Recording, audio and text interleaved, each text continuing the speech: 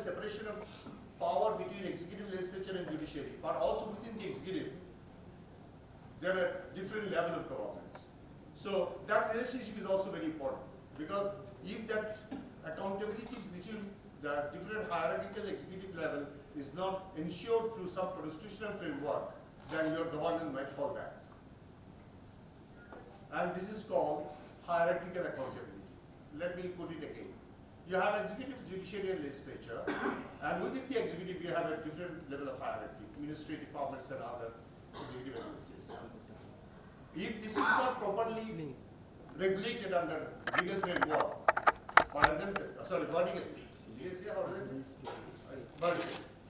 vertically, horizontal accountability is required between executive, legislature and judiciary under checks and balance system. But within the executive, also you need to have a hierarchical accountability. That's called vertical accountability. So both vertical accountability and horizontal accountability is required to be enshrined in a constitutional framework to be a better constitution. Then next, for example, as I said, all these are explained. Executive branches can be divided ahead of the government department, ministry, independent commission, council. This is also important now. And this is also important that within the executive also, you can have some separate accountability framework to have independent commission, council,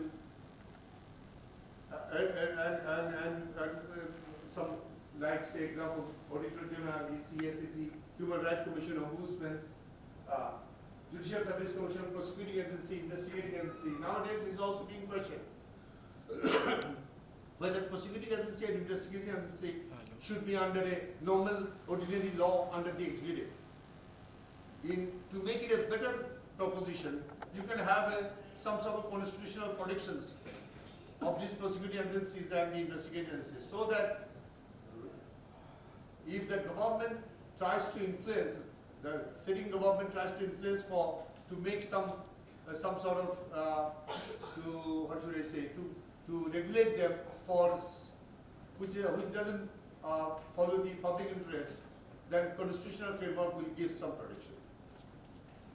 It is thus the most basic law of the territory, and that's why it is basic law. So constitution will have basic law because no other law exists before this law or above this law, and that's why this is a basic law or supreme law. Salient features are explained.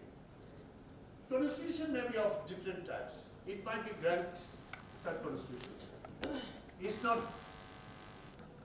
not through the consent of the government or consent of the owners or people of the country. It is granted by some other authority. Like say for example, when before India-Pakistan partition or independence, Government of India in 1935, that was the law passed by the Parliament of UK, but used to govern this subcontinent, Pak Bharat Upamohadesh. And that was the ordinary law for the UK Parliament. But for India, that was the constitution. So in that context, this is constitution, but not approved by the governed, the people who are governed under this law, but it is granted by UK. And the Constitution of Canada 1867. Very interesting is, until 1982, Canada used to have the constitution which was passed by the British Parliament. Very interesting. And even the amendment used to be done by the British Parliament to run the country of Canada. Though Canada is an independent country, but that was not approved until 1982. In 1982, in the Canadian Parliament, that provision of that amendment and further amendments of that constitution is forbidden from the UK Parliament from 1982. That is, before 1982, there was a constitution by grants. But now Canada has got constitution their own because British Parliament doesn't intervene or interfere. Constitution deliberated and voted by the Constituent Assembly. We know that there are two bodies. Sometimes you get confused. Sometimes you say that, I ask this question in many forums, that who approves the constitution, that many of the answers I get that Parliament approves the constitution, which is totally wrong. Parliament only promulgates ordinary law, act, normal act, to run the day-to-day business of the government. But to approve the constitution, Parliament is not the authority, because Parliament is the body is created through the constitution. So Parliament cannot create constitution because it's a body under constitution, and that's why same way one body is formed like Parliament through voting process, but that body should not be called Parliament. That body is called constituent body. The term constituent means owner.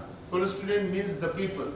So body is for the people to frame the constitution, and that's why India in 50, Pakistan 1956.